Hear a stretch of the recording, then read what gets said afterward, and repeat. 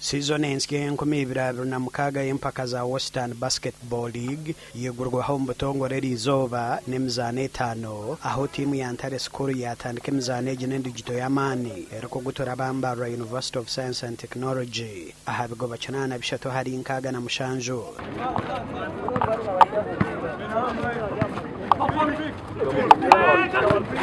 Ntare School yaruga enyuma okwebembera omuzaano ogwo n'ogusinga nibagira ngu bakozesa omuzaano ogwo kwetebekanisiza final y'empaka za basketball ez'amashomero ga senior ahabwa ekyanga kya Ankore omu final erije kubaho nyenkyakare barikureetana na tiimu ya St. Joseph's Vocational School omu district y'Ibanda.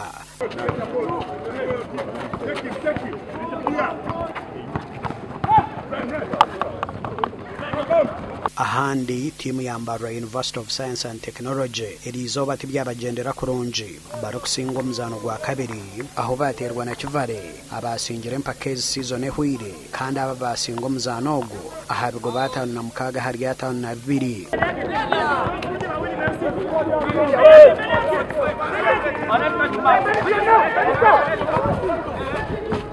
Preparations zitandikire na capacitation kwizera ngwire impamyango y'iki season twayongera twakoze season yawire tubasa kuyongera tuka finals ninga kusinga uko target yitu n'ekikopo kongana tuka finals neshonga as long as haro improvement kuruga season yawire. They were good. We didn't expect that game, keeping in mind that we played them last year in the semi-finals.